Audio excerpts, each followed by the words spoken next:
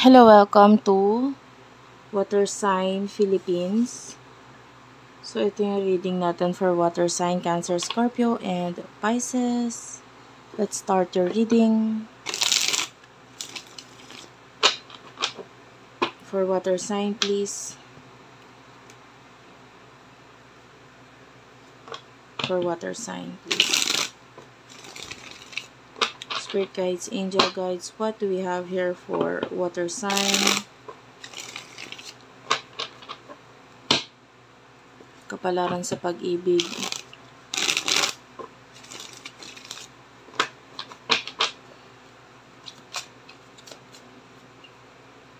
For Water Sign.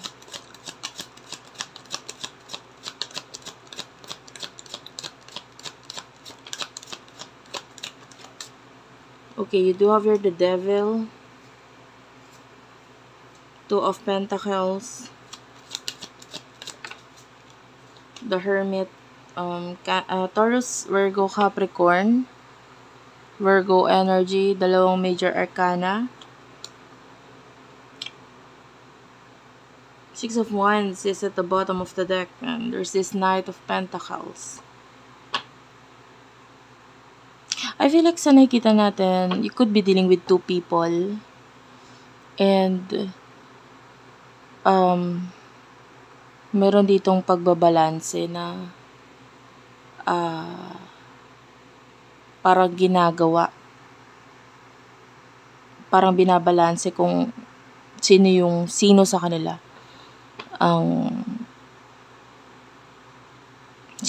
ang pipiliin mo, sino ba ang mas matimbang, sino ba talaga, ano ba talaga. There's these two people na pwedeng bumabalik sa buhay mo ngayon. There's a lot of love here.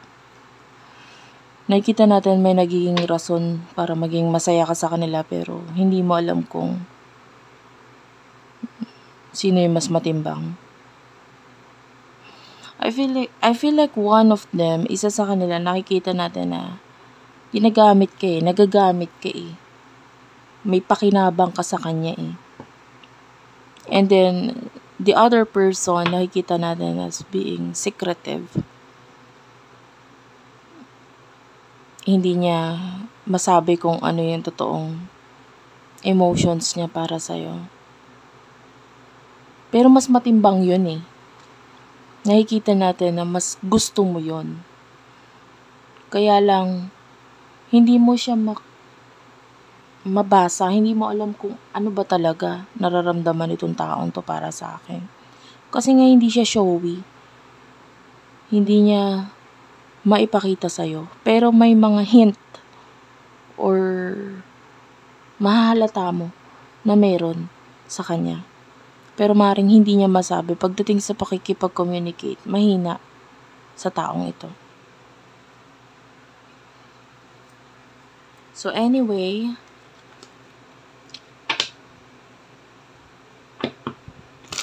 sino tong person na nakakonect mo pagdating sa love? Please tell me. Please clarify the Devil, please. Ayusin ko lang, guys. Clarify the Devil, please. For Water Sign, Cancer, Scorpio, Pisces. Seven of Cups is here. Ace of Swords, Queen of Wands. Clarify the Hermit. Three of Cups is here. Four of Pentacles. Clarify the Two of Pentacles.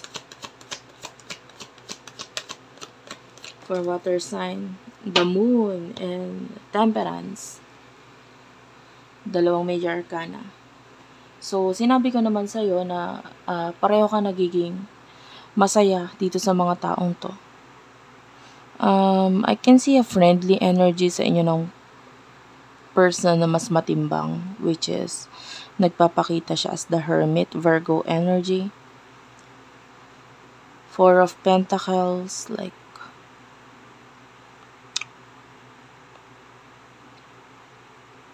I feel like this person is may mga bagay lang siyang hindi maiwan ngayon. Or maybe yung person that is trying to save money. And maaring meron lang siyang mga bagay na hindi maiwan ngayon. Kaya hindi niya masabi yung emotions niya towards you. Yeah, very secretive energy with the moon. And pwedeng may mga bagay kang nakikita sa kanya na parang pareho kayo ng taong to. Like pareho kayo ng pwedeng may mutual understanding or pwedeng iba sa inyo. Parang nakikita mo parang pareho kayo sa pananaw sa buhay. Pareho kayo ng ugali. Maybe even physical features. Pareho kayo ng mata. Pareho kayo ng ilong. Pwedeng ganun. Then, yung other person with the Queen of Wands, I don't know, like, pwedeng may mga new beginnings sa inyo nitong taong ito. 7 of Cups is here. Marami siyang gustong mangyari. Ngayon, marami siyang gustong, like, focusing siya sa mga gustong bilhin, pangarap niya, like, I feel like ang daming pagtitimpi na ginagawa dito sa person na ito. Pwedeng ikaw, nagtitiis or nagtitimpi ka sa kanya.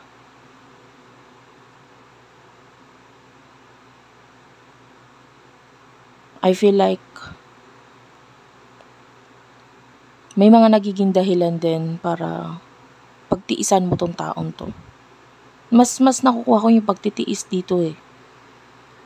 No, although masaya ka sa kanya, pero you're not so sure sa future pa. Parang ayaw mo pang magpakasettle sa taong ito. Or ayaw mo pang completely mag-let go or magkaroon ng future sa inyong dalawa. Okay, parang hindi ka pa masyadong sure sa kanya.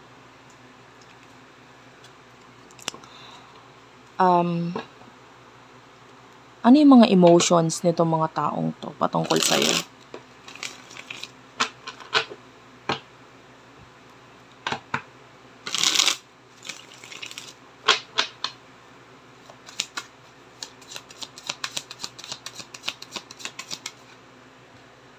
You do have the 9 of Swords. What's with the Devil?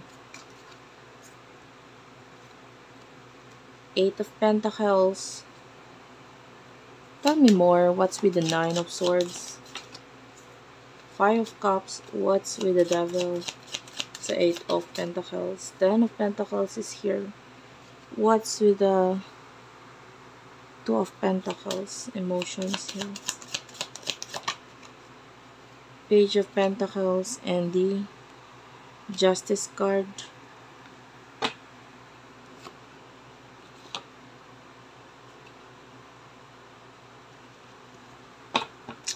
I want to clarify what's with the Justice card.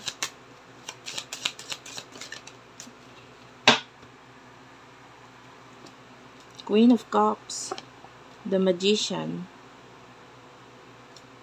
and the 6 of Wands is here. Bottom of the deck is a Knight of Swords, 2 of Cups. Ito yung nakukuha natin dito guys ha. I'm feeling like there's a lot of pag-iwas dito sa connection with someone na nagiging dahilan or paglayo, no? I don't know, but yung iba sa inyo, maybe there's marriage na involved sa connection nito or pagsasama with the Justice card.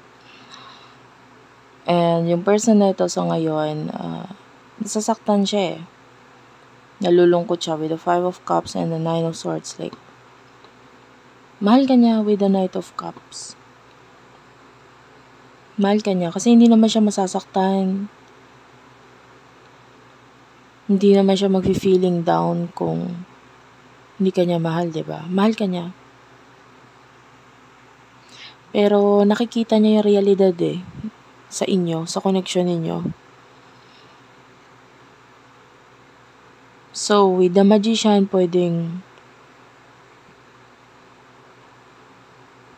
kahit ikaw hindi mo rin maamin or hindi mo rin masabi yung totoong nararamdaman mo towards this person, medyo nakikita mo yung reality sa inyong connection. Pero I want to know, ano ba talaga nararamdaman mo towards the Hermit? Ano bang nararamdaman mo para sa kanya?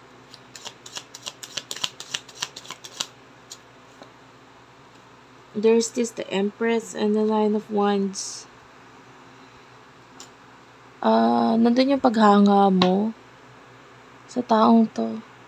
Pero yun nga, like what I've told you, pwede nakikita mo yung challenges, yung boundaries.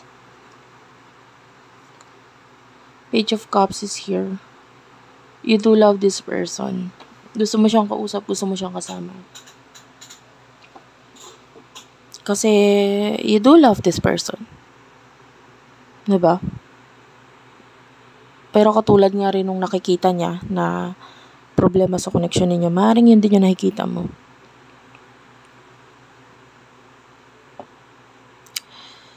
I feel like yung emotion sa'yo nung isang person is more on material. Like kung ano yung mga kaya mong ibigay, kaya mong ipakita. This person is kind of like materialistic na person.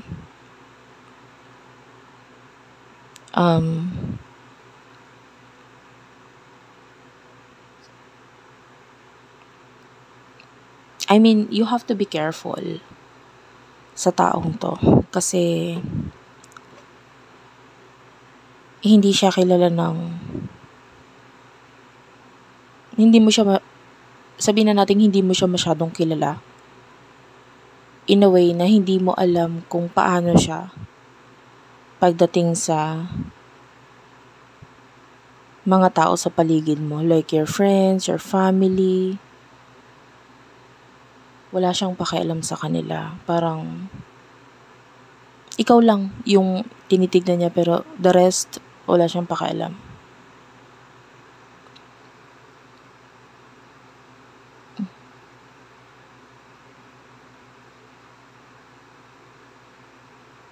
Actually, I'll tell you the truth. Hindi ko gusto yung energy ng other person. Diba? Kasi ang nakikita niya kung paano siya magbe-benefit sa'yo. Nakita niya kung ano yung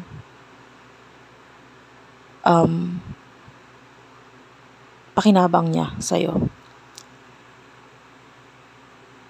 For what I can see here, pwedeng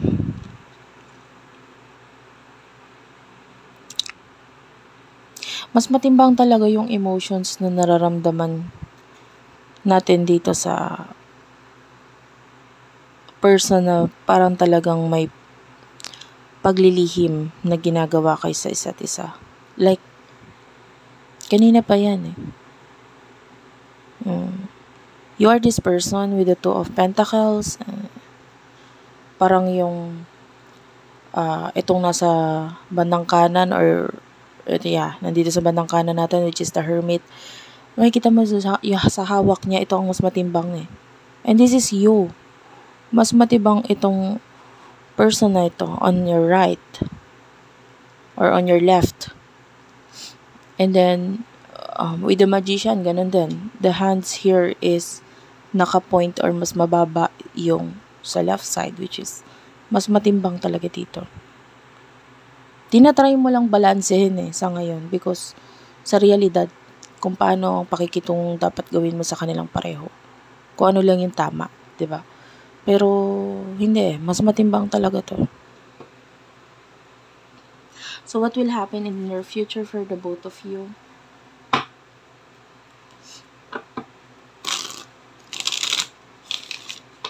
What will happen in the near future for the both of you? For our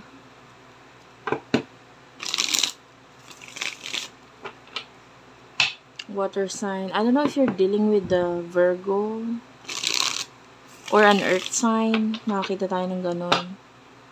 Capricorn, Libra. May mga ganun siya sa chart. Or, yeah. Anyway, okay lang kahit wala or hindi. Kung hindi ko nabanggit ang zodiac sign. Ang importante yung reading. What will happen in the near future for you, water sign?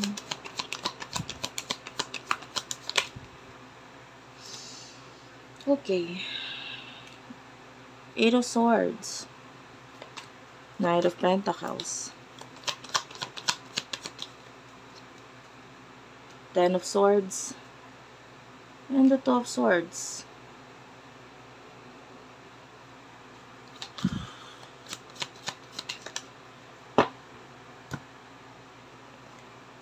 Ace of Cups. Clarify the Ace of Cups.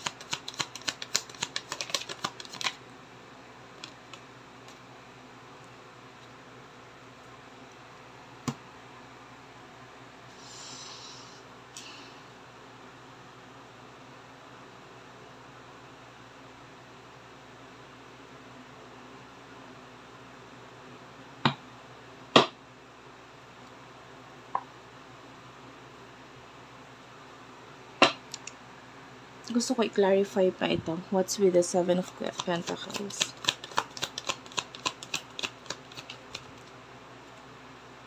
Nine of Pentacles. Clarify the 8 of Cups. Page of Swords.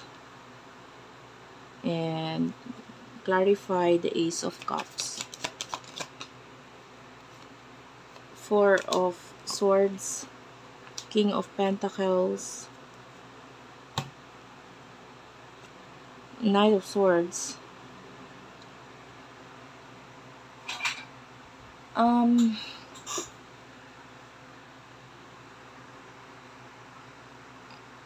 In the future, nakita tayo ng offer sa person na ito. I feel like with the 8 of Swords,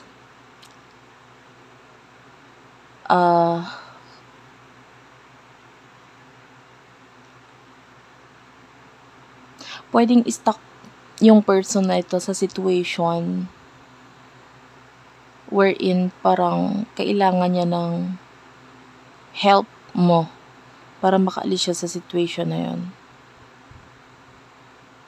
But I feel like although my love mula sa'yo, hindi ko nakikitang tutulungan mo siya because parang nasa isang sitwasyon ka rin na hindi mo rin alam kung anong gagawin mo.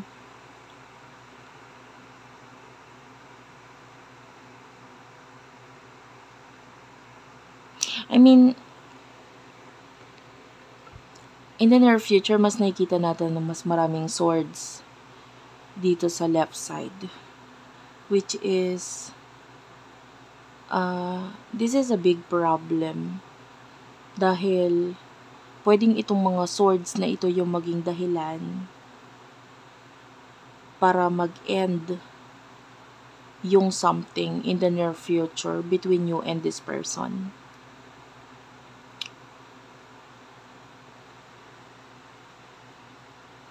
Itong isang person na kakonect mo, I'm feeling a lot of success na possible na maabot niya, no, mangyari sa buhay niya. There's a lot of money, a lot of growth na pwedeng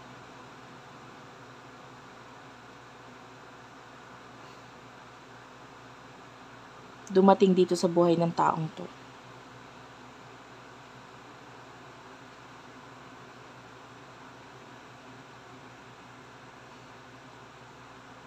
Yeah. The King of Pentacles, this is a stable person. And I'm feeling like more on money yung magiging future. But, you know, there's a situation na hindi niya maalisan niya because kailangan ka niya. But I feel like with the Four of Swords, you would not help this person sa situation niya na yon, na para makaalis siya doon sa situation niya na yon. Hindi mo siya tutulungan. No? And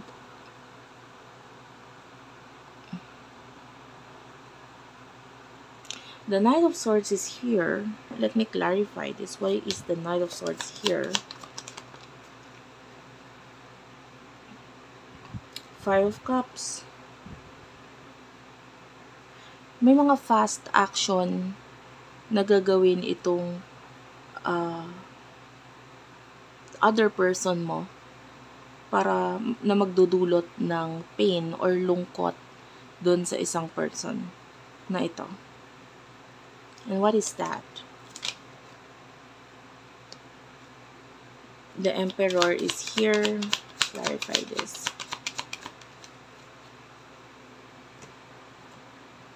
And the Death card. I'm seeing a lot of money na involved dito.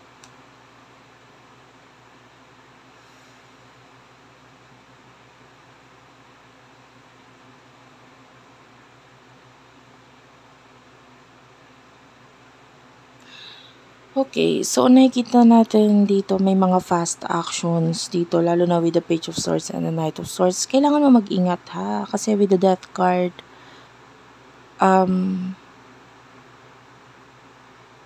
pwedeng, alam mo yung pikot, ganun. Possible na mangyari yun sa'yo. Kasi, you're not making any choices. And, pwedeng itong person na ito, na siya, with the Emperor, Aries energy, siya na yung mag-decide para sa'yo. And, yun nga, possible na mapikot ka ng maling tao. So, ano yung choice na dapat mong gawin?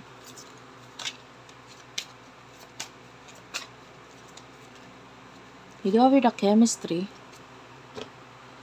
You should pick the one na nararamdaman mo yung strong magnetic attraction sa inyo.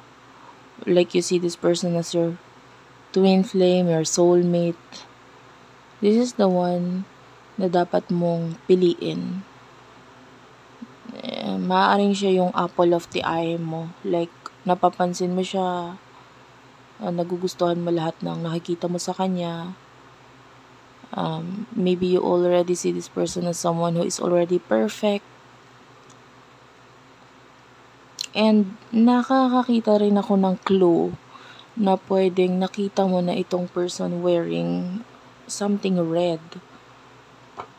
Vibrant color. Like maybe a red polo shirt. Actually, yun yung dapat mong piliin eh. And you have to stay optimistic. Yeah, past life relationship is here. You have known each other before. You have to love this person. I mean, this is the person na kailangan mo piliin. And I don't know kung sino yon. Kung sino yung nararamdaman mo yung magnetic, para kang laging hinihila pabalik sa kanya. Like, lagi mo naiisip. This is the person for you. Huwag may deny. Huwag may deny. So, thank you for watching, guys. I love you all, and bye-bye.